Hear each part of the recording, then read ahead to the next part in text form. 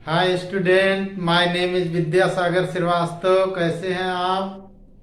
आज मैं आपको इलेक्ट्रोमैग्नेटिक इंडक्शन का अगला topic induced current and induced charge का फार्मूला बताऊंगा। ठीक है, यानी प्रेरित धारा और प्रेरित आवेश।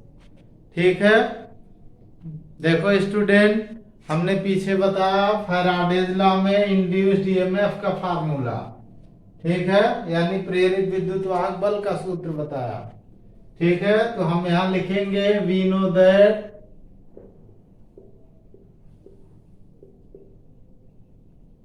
हिंदी वाले लिखेंगे हम जानते हैं कि। ठीक है, हम जानते हैं कि प्रेरित विद्युत वाहक बल यानी induced EMF, we know that induced EMF in a coil. ठीक है, we know that induced EMF in a coil. हम जानते हैं कि किसी कुंडली में प्रेरित विद्युत वाहक बल, आप चाहे नोट कर सकते हैं, नोट बना सकते हैं, आवाज सुनिए और नोट करिए। ठीक है, किसी कुंडली में प्रेरित विद्युत वाहक बल E is equal to minus का n delta phi B upon delta T. ठीक है, अब देखिए student, if resistance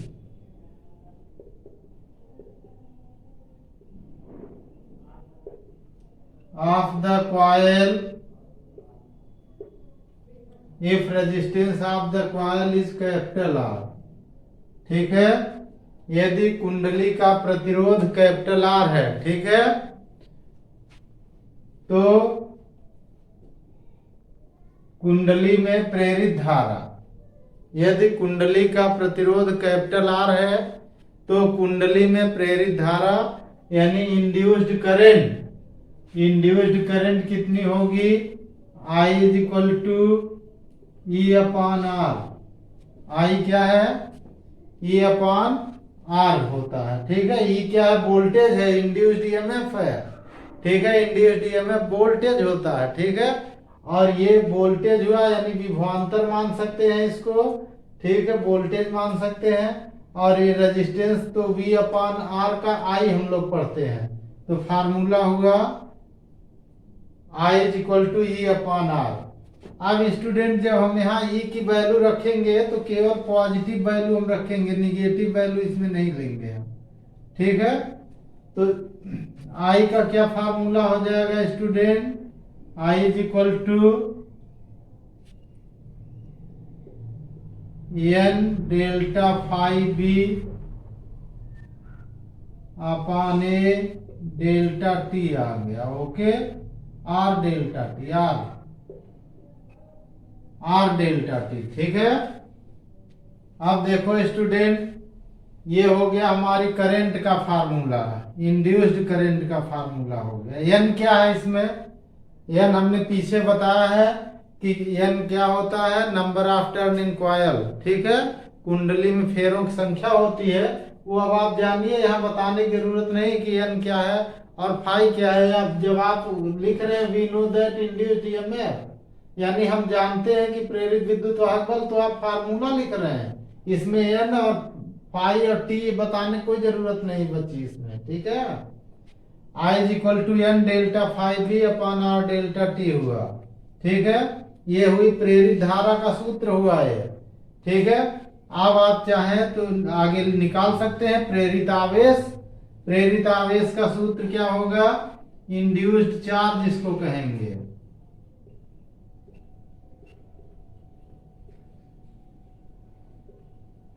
induced charge, charge क्या होता है स्टूडेंट? ये तो आप जानते हैं, इंड्यूस्ड चार्ज क्या होगा?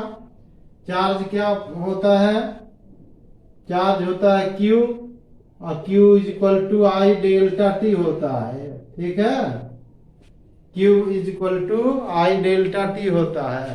प्रेरित आवेश इसको कहते हैं, इंड्यूस्ड चार्ज को हम लोग कहते हैं प्रेरित आवेश। Q is equal to I delta T, delta T की यहाँ से वैल्यू यहाँ लाइए, आई की वैल्यू, आई की वैल्यू लाएंगे तो हो जाएगा N upon R delta phi B upon delta T into delta T. T cancel हो गया, ये कैंसिल आउट हो गया। क्यू की वैल्यू आ गई हमारी N upon R delta phi B. Charge का यूनिट क्या होता है स्टूडेंट? चार्ज का यूनिट क्या होता है? कूलाम होता है, ठीक है। तो ये हो गया चार्ज। कौन सा चार्ज है ये? इंड्यूस्ड चार्ज है, प्रेरित आवेश है, ठीक है। तो आप प्रेरित आवेश का ये फार्मूला तैयार करेंगे और प्रेरित धारा का ये फार्मूला तैयार करेंगे, I is equal to N delta phi B upon R delta T. Okay student, ठीक है स्टूडेंट। अब हम इसको हटाएंगे और हम लोग देखेंगे कि प्रेरित धारा की दिशा कैसी होती है, ठीक है। और उसके लिए हम लोग कौन सा रूल अप्लाई करेंगे, ठीक है।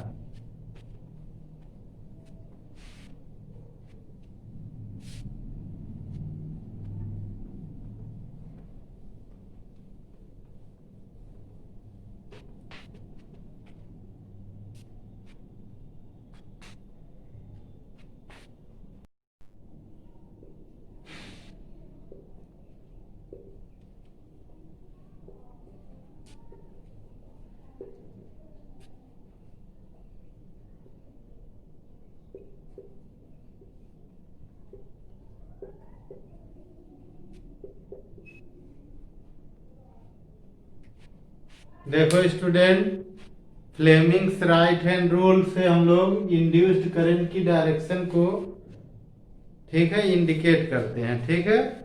Fleming's right hand rule, Fleming के दाएं हाथ के नियम से प्रेरित धारा की दिशा को प्रदर्शित करते हैं, ठीक है। ऐसे देखो स्टूडेंट, यदि अंगूठा चालक की गति को व्यक्त करता है और तर्जनी चुंबकीय क्षेत्र की दिशा को व्यक्त करती है, तो मध्यमा क्या व्यक्त करती है? प्रेरित धारा की दिशा को व्यक्त करती है, ठीक है।